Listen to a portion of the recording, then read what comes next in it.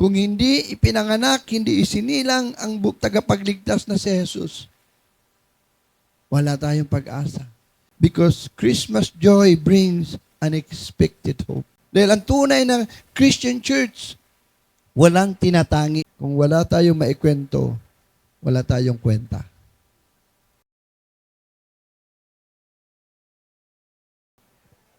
Last Sunday, talagang walang umuwi na luhaan. Yun yung maganda rito sa SBCF. Oh. Every Christmas ay masaya. Masaya tayo. At yung iba umuwi ng paldo ba tawag doon? Paldo. Mapera. So, puri ng Panginoon. Tama yung sinasabi na Ate Te kanina na talagang nakikita natin how the Lord works in our midst, sa gitna natin.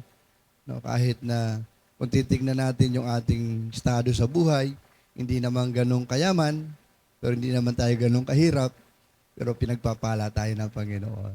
Di ba? So, napakaganda na sama-sama tayo nag-celebrate ng Christmas. Sige po, tayo manalangin. Lord God, salamat po sa umagang ito. Salamat muli. At kami ay makapag-pakinig sa iyong salita. Dalahin ko, Panginoon, na bigyan niyo ako ng karunungan at maihayag ang yung salita ng clear at maunawaan nila. At ano man yung aming matutunan, Panginoon, sa huling sermon, sa aming tema na ito, na babauli namin ito, Panginoon, sa susunod na taon, yung aming mga natutunan. Kayo po mangusap sa bawat isa, Panginoon, as we listen to your word. Even yung aming mga kapatid na nandiyan nanonood online, patuloy niyo po silang katagpuin at nawa ang mensaheng ito ay maging pagpapala sa lahat. Puring ka, Panginoon, we ask this in Jesus' name. Amen. Mula nung Friday hanggang ngayon, ay hindi maganda ang aking pakiramdam. Sinisipon, inuubo. At nag-aalala na ako nung Friday night dahil sabi ko baka hindi ko matapos yung sermon ko, pero sa awa ng Panginoon ay natapos ko kagabi. Nandito ako sa church. Okay? So I hope that you enjoy your celebration. It's always a wonderful to celebrate Christmas sa kasama natin yung ating mga mahal sa buhay. Family and friends, kahit kunti lang ang handa. What is important is not the food na pinagsaluhan or yung mga regalo na binuksan, but the presence of everyone. Especially yung mga relatives na friends na hindi mo nakita, matagal hindi mo sila nakita. Di ba? Sarap. Nakita-kita kayo muli for a long time. Kami every year, we visit Donna's mother at yung siblings niya doon sa Pasig. Kaya masaya na makita ang ibang mga relatives. Mga dami na pala ng apo namin doon. Dumadami na hindi namin namamalayan. Di ba?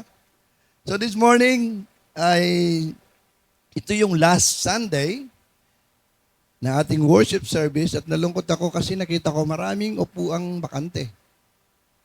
No? Di ba nakalakihan natin na pag mga huling Sunday, talagang puno ang mga simbahan dapat para sa pagtatapos ng taon ay nakakapag-worship tayo sama-sama sa Panginoon. No, but this morning, medyo maraming wala. Baka nasa bakasyon pa sila. Anyway, so tayo pa rin ay magpapatuloy sa gawain na ito. So, ito yung last worship service natin sa taon na 2025. At 3 araw na lang, New Year na. 2026 na. No? Others started making their list of, ano yung tawag doon? Yung New Year's resolution. Nakapaggawa na ba kayo ng New Year's resolution nyo? No? But the problem with New Year's resolution, after few months, balik sa dating gawi. Yung iba, gusto nila, this year, mag-start ako ng healthy living. Jogging ako, kakain ako ng healthy foods. Pero nakakalimutan, after few weeks, balik sa lechon. Balik sa mga karne. That's why I don't make any New Year's resolution. Tinigil ko na yung paggawa ng ganyan. But I'm not saying na it's wrong. Hindi ko naman sinasabi na masama yan or mali to have one. But we have to understand the reason behind what we are doing to motivate us in keeping doing it. No? Kailangan maunawaan natin, bakit mo ginagawa yung New Year's resolution? By the way, nakita nyo kanina, tumayo si Brother Ray dito. And the coming Sundays, i-install natin siya as one of the pastor. Okay? So, ipagpipray natin siya. Kaya kanina nag-practice na siya. Medyo, siyempre sa umpisa may kaba. Pero masasanay din yan. No? So, kailangan maunawaan natin why we are doing it kung tayo gumagawa ng one New Year's resolution. Today, as we end our theme for this month, the joy of Christmas, hope, peace, and love, I would like us to reflect of what we have learned in our series of sermon.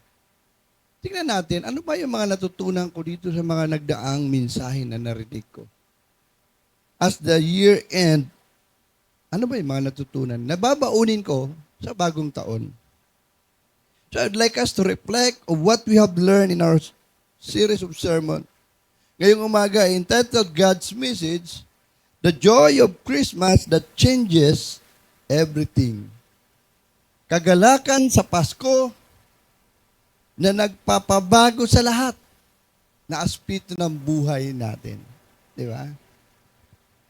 Kung titingnan natin yung worldly joy, yung sukatan ng kagalakan, kasiyahan sa aspeto ng sanlibutan, very temporary yung kagalakan nila. For example, merong regalo ka natanggap. Di ba masaya ka?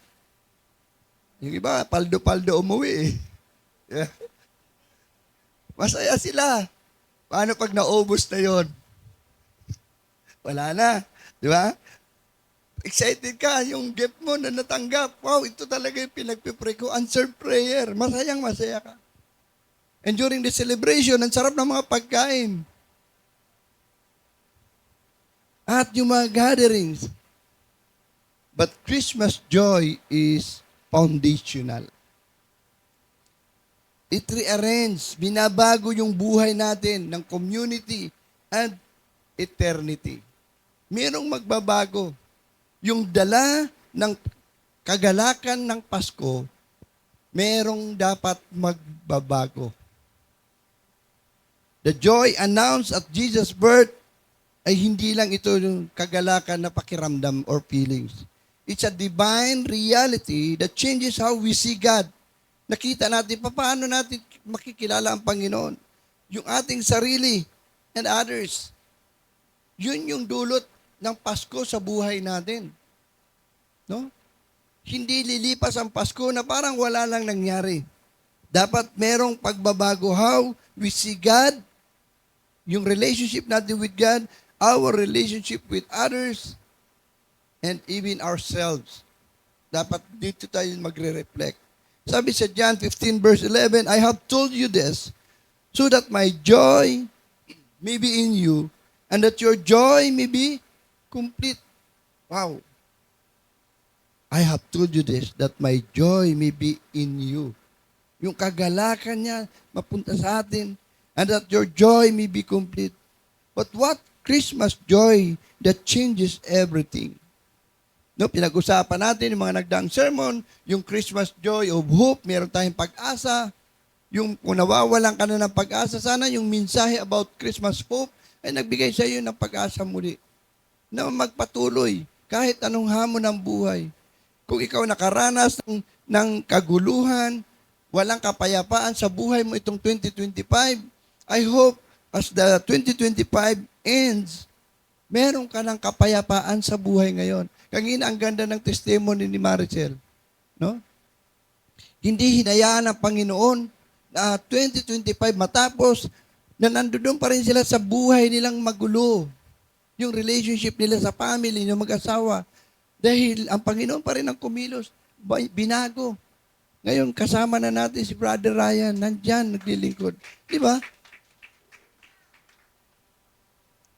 So, meron din tayong love. Ang dulot ng Kapaskuhan ay pag-ibig. Kaya nga binigay niya ang kaisa-isa niyang anak para sa atin. But how do we love others?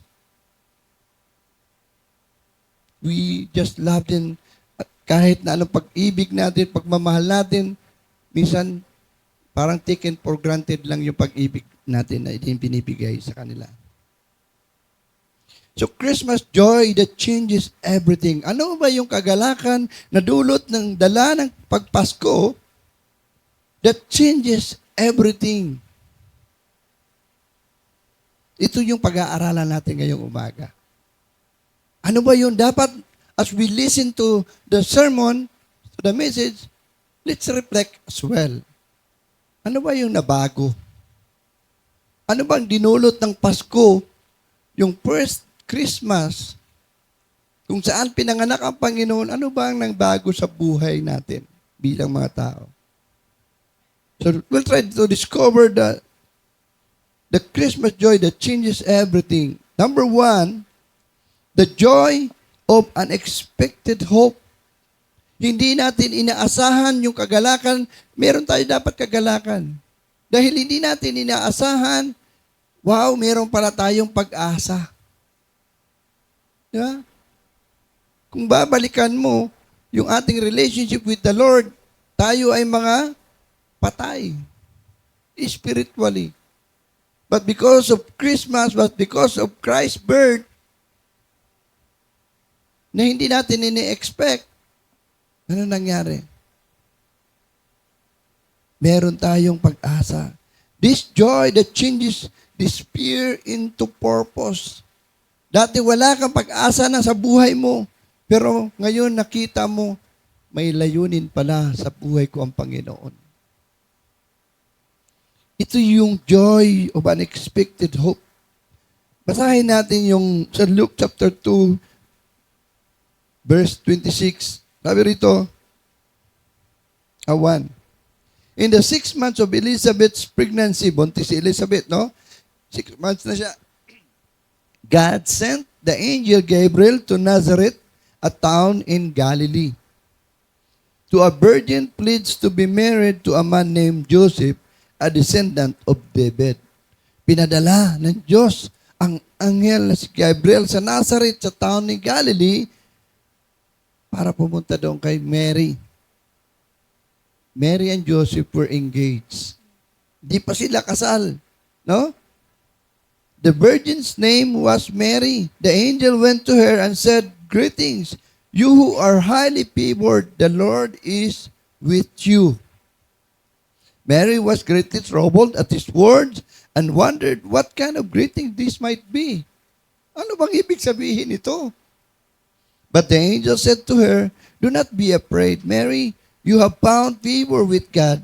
You will conceive and give birth to a son, and you are to call him Jesus." Huwag kang matakot. Sabi rito ng angel, ikaw ay magbubuntis at manganganak ng isang lalaki at tatawagin mong si Jesus. He will be great and will be called the Son of the Most High.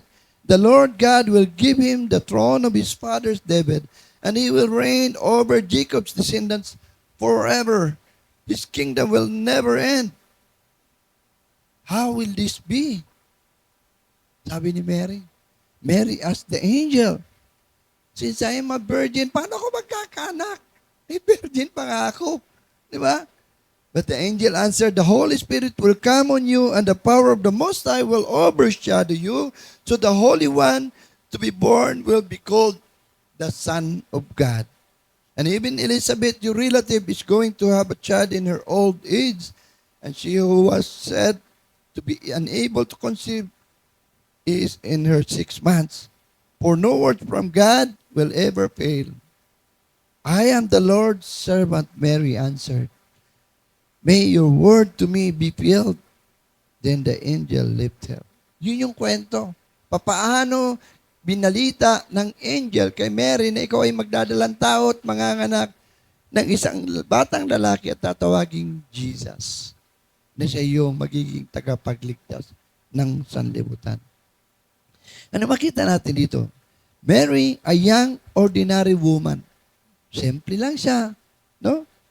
At sinabihan siya ay magkakaroon ng isang anak, the Son of God. Sabi ron, greetings, you are highly favored, the Lord is with you. Ano kaya?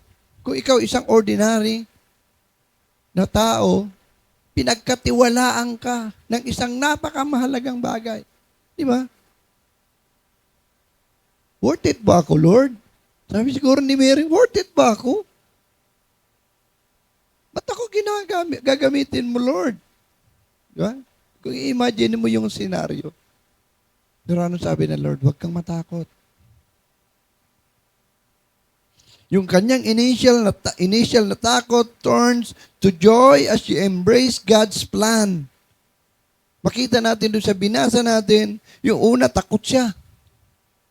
But she realized and she embraced God's plan. Ito yung plano pala ng Lord sa buhay ko.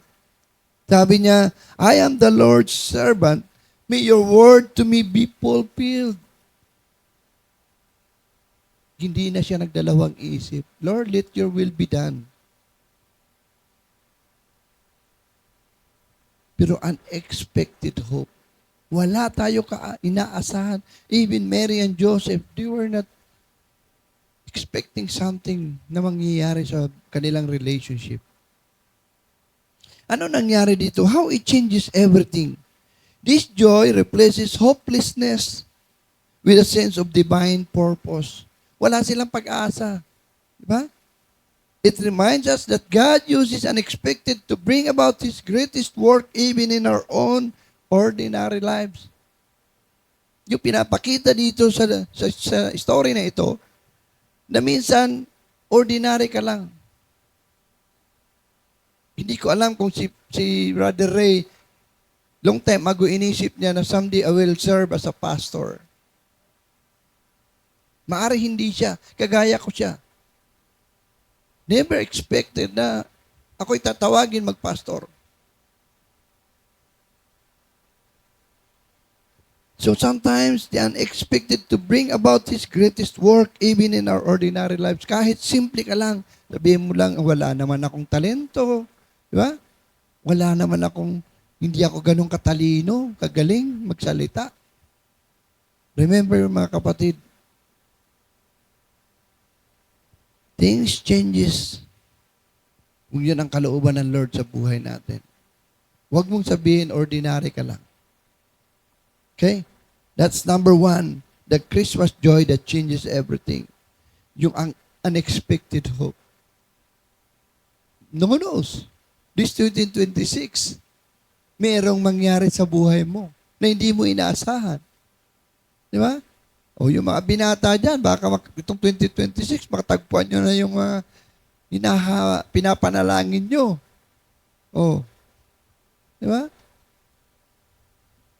Merong mga magandang blessing na darating sa buhay natin.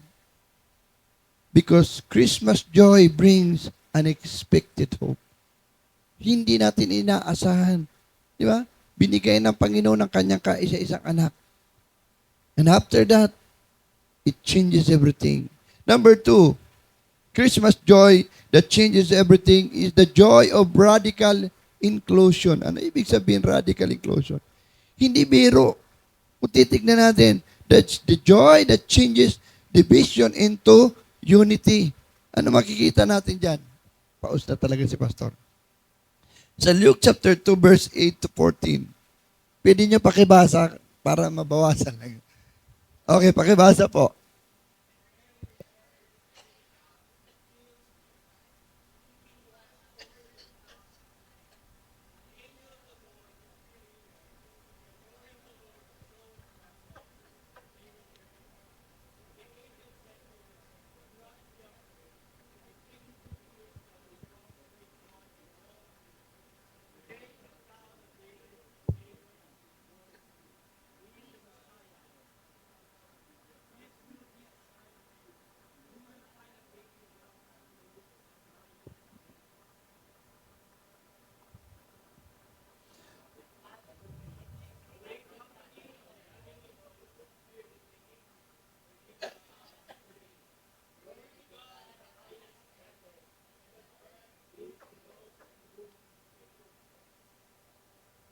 Ano makita natin doon sa kwento na yon?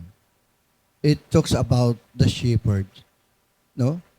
During that time, and even ngayon, pag, di ba, pag ikaw ay farmer, ikaw ay nagpapasto lang sa mga hayop, medyo mababa yung tingin. Di ba? Ganon din yung nangyari that time. The shepherds were outcast, looked down on, parang second citizen. No? Kung sa ating ngayon, yung salitang tayo yung mga taong nasa laylayan. Di ba? Yung mga taong tinatawag natin, ay mga taong nandiyan sa laylayan. So yun yung senaryo nun. They were looked down for their work. Yung kanilang social status as a shepherd, mababa yung tingin sa kanila. Yet, ano nangyari? They were the first to hear the good news. Sila yung unang sinabihan ng mabuting balita. The angels proclaim, "Glory to God in the highest, and on earth, peace to those whom His favor rests." So makita natin kagaya ni Mary, she was an ordinary woman. The same way, yung mga shepherds, nagbabantay lang sila, nagpapasto lang sila. At ang tingin sa kanila, sa kanilang social status, napakababa. But the Christmas, the birth of Christ, ano nangyari dito? Nagkaroon na breakdown yung barriers. Hindi ko alam ngayon kung hanggang ngayon gumagana yung pag medyo mayaman ka, di ba, iba yung trato sa'yo. Kaya yung mga walang pera, pag pumorma yan, nakala mo mayaman. Bakit? Wala ka nang pera, puporma ka pa na pulubil. Hindi ka papapasukin sa mall. Di ba? Ginadaan na lang, porma. Totoo yun. Mahirap. Kasi meron tayong standard na sinusukat yung social status natin. Ngayon, kung magaling ka mag-English, di ba? Iba yung tingin sa'yo. Pag Bisaya ka, iba tingin sa'yo. But that first Christmas na nangyari, sino yung binigyan ng kahalagahan? Ordinary people. Mary and Joseph. The shepherds, hindi mga senador, hindi mga congressman or gobernador. Ang binigyan ng first hand the information, magandang balita. So, it changes everything. This joy breaks down barriers of class. No? Nawala na yun. Oo nga, shepherd nga lang sila, pero sino ba una nakatanggap ng magandang balita? Sila. No? Nawala na yung race issue natin at yung status natin.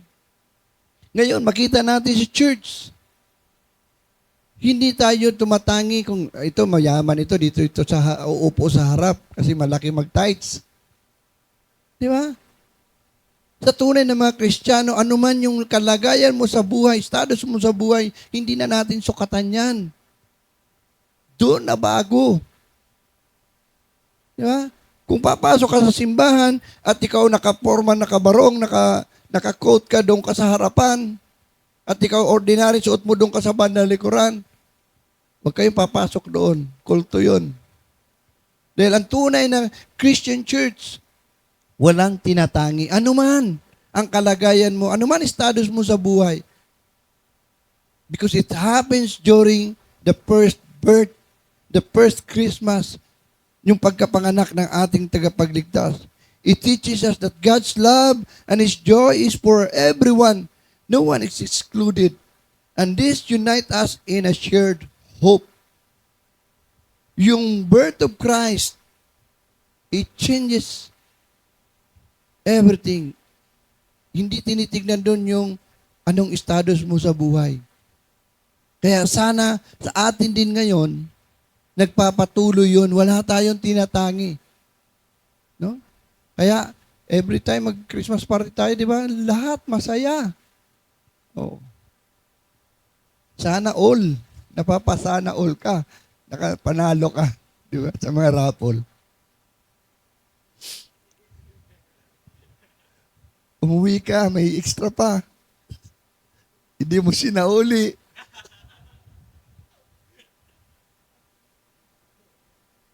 Hindi, para sa iyo yun. Hindi yung para kay Art. Dalawa beses tinawag, wala eh. Umalis. So, Christmas joy that changes everything. Number one is an expected hope. Hindi natin inaasahan, meron tayo palang pag-asa. No? Nagkaroon tayo ng pag-aasa. Ay, paano kung hindi tayo nakakilala sa Panginoon? Hanggang ngayon, wala tayong pag-asa. Number two, the joy of radical inclusion. Dahil sa pagsilang kay Kristo, and regardless, mayaman ka, mahirap ka, magaling ka, maganda ka, pangit ka, iisa lang ang tingin ng Panginoon sa atin. Lahat tayo minahal ng Diyos. Di ba? So dapat, nagkakaroon tayo ng pagkakaisa, na wala yung division, yung barrier sa bawat isa. Number three, the joy of eternal salvation. The joy that changes death into life. Dati patay tayo sa tingin ng Panginoon. But because of that first Christmas, nagkaroon tayo ng buhay na walang hanggan. Tingnan natin yung Matthew chapter 2, verse 1 hanggang 12. Ito yung kwento ng magay na nagbisita kay Jesus doon sa manger. After Jesus was born in Bethlehem in Judea during the time of King Herod, Magi from the east came to Jerusalem and asked, "Where is the one who has been born King of the Jews? We saw his stars when it rose and have come to worship him." When King Herod heard this, he was disturbed and all Jerusalem with him. Di ba? Hari ka eh. Sasabihan, merong bago ipinanganak na maging hari ng mga Hudyo. Ano maging karoon? Kahit sino siguro magagalit eh. Di ba? So, si King Herod, no narinig niya, he was disturbed and buong Jerusalem. When he had called together all the people's chief priests and teachers of the law, tinawag niya yung mga pari, mga nagtuturo ng batas. No? He asked them where the Messiah was to be born. Imbestigahan nyo nga saan niya pinanganak, yung magiging hari ng Hudyo. In Bethlehem in Judea, they replied, "For this is what the prophet has written." Sabi niya sa Bethlehem, "But you, Bethlehem, in the land of Judah, are by no means less among the rulers of Judah, for out of you will come a ruler who will shepherd my people, Israel." So, anong ginawa ni King Herod? Then Herod called the Magi secretly and found out from them the exact time and the star had appeared.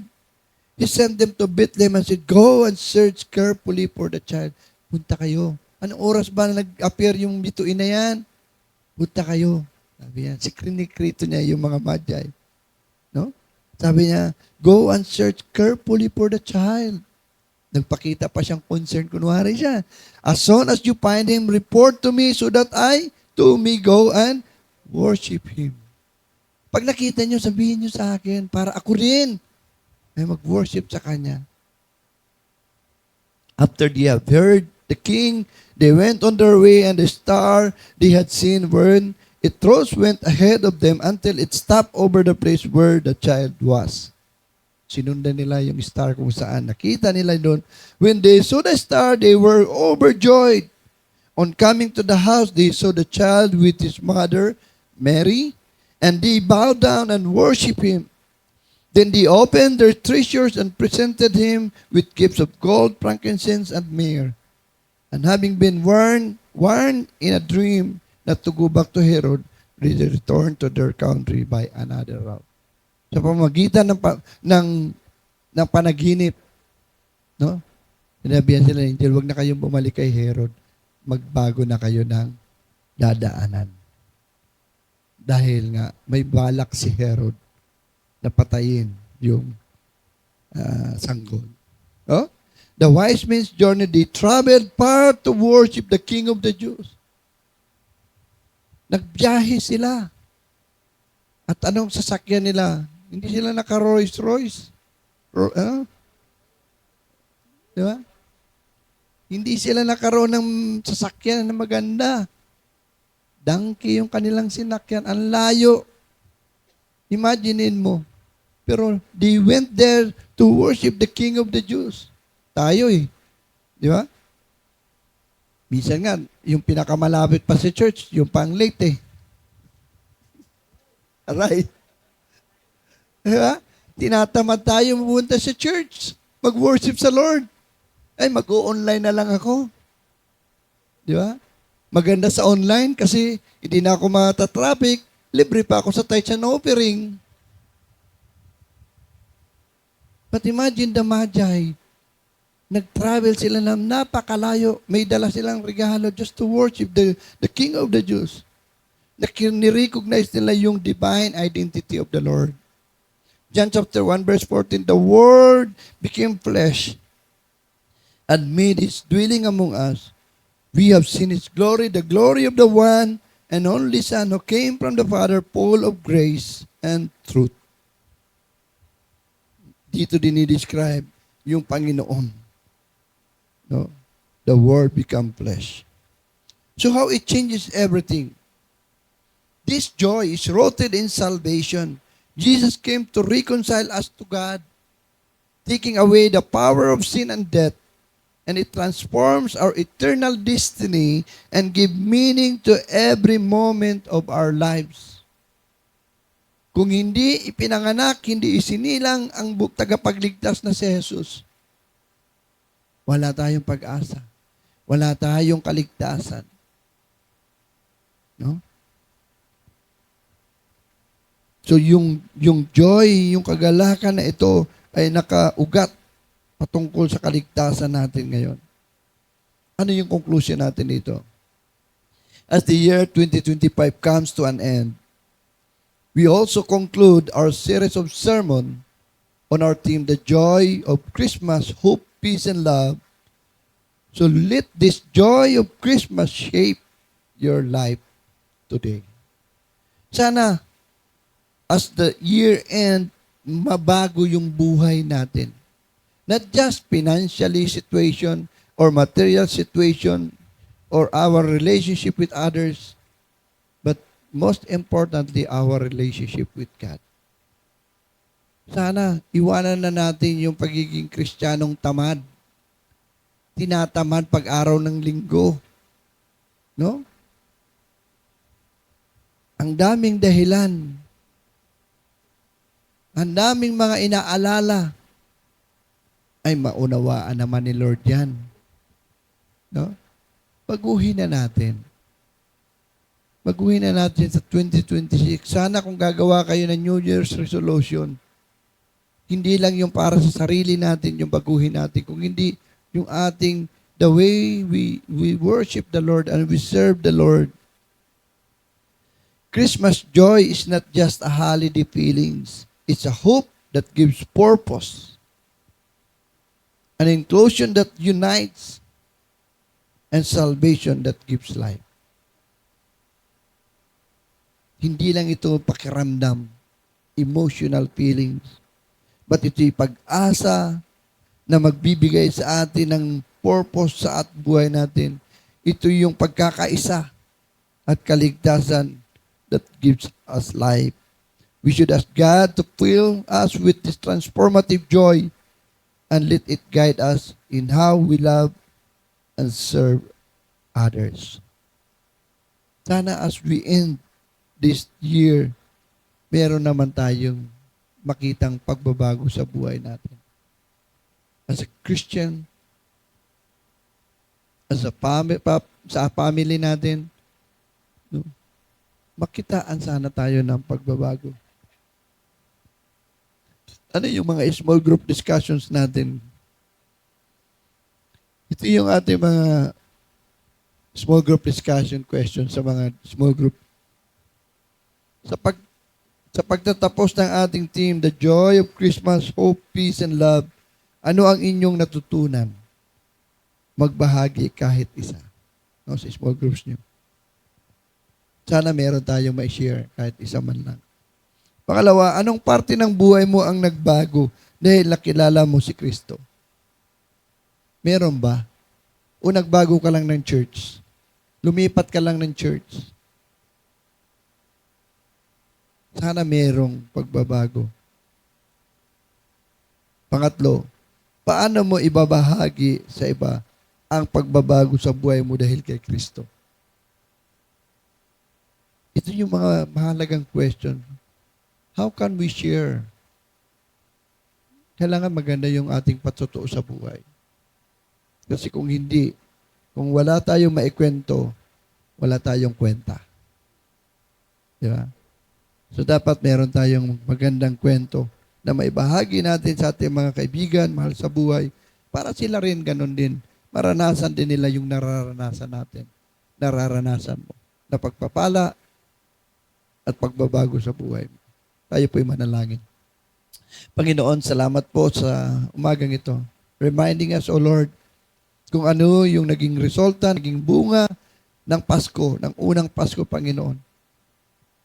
Merong mga inaasahan, yung unexpected hope, Panginoon, na ibinigay niyo sa amin. Nagkaroon kami ng pag-asa. Nawala yung aming diskriminasyon sa aming kapwa. At nagkaroon kami, Panginoon, ng tunay na pag-asa sa iyo. Lord, salamat. Tulungan niyo kami na sa panibagong taon sa buhay namin, Panginoon. Patuloy na makita yung tunay na pagbabago sa buhay namin. Upang yung mga tao na nakapalibot sa amin, Panginoon, ay mangha. At sila rin ay magtitiwala sa iyo. Purihin ka, Ama. We ask this in Jesus' name. Amen.